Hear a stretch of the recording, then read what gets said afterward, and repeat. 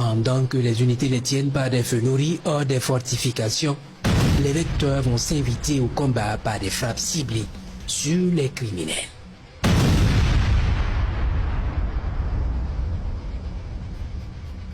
Ils brûlent dans les flammes avec leurs moyens.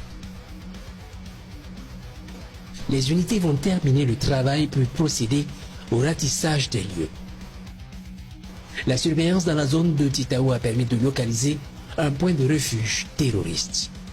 Après un moment d'observation, ils sont verrouillés sous un grand arbre et frappés efficacement.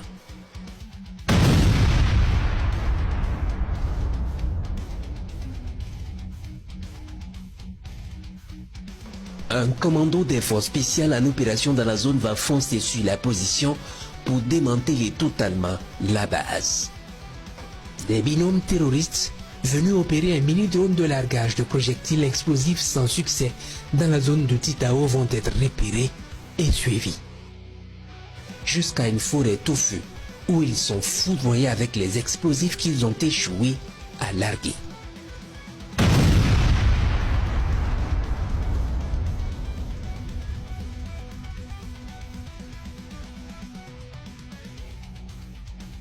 Des criminels qui se sont spécialisés dans l'utilisation de mini-drones pour larguer des explosifs sur les unités combattantes et les populations civiles ont été localisés. Puis à un moment où ils s'apprêtent à déployer leur drone, un missile va les foudroyer efficacement.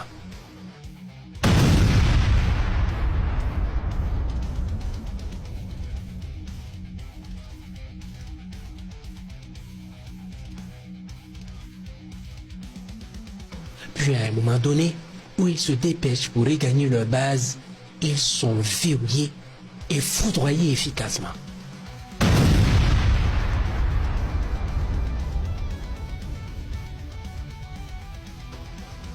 Ils brûlent avec leurs moyens.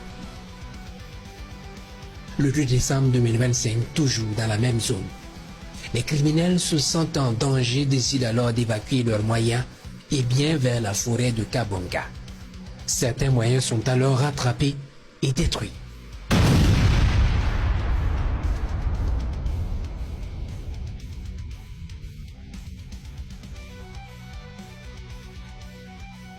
Ils brûlent dans les flammes.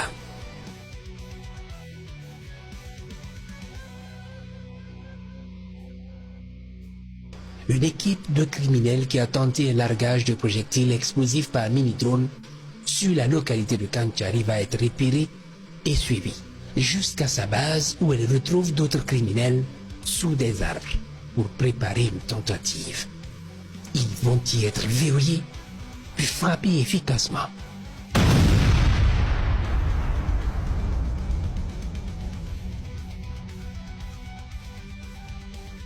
Ils brûlent avec leurs explosifs.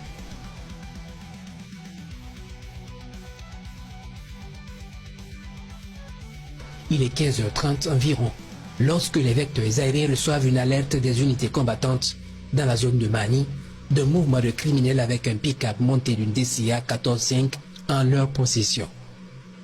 Très vite, les vecteurs prennent en compte le pick-up qui s'est précipité de marquer un arrêt pour dissimuler, mais trop tard. Il va être foudroyé efficacement.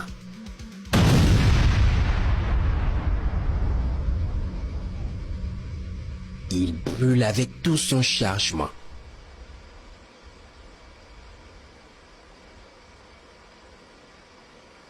Puis le lendemain 3 décembre 2025, un commando des forces spéciales est projeté sur la position pour confirmer les dégâts.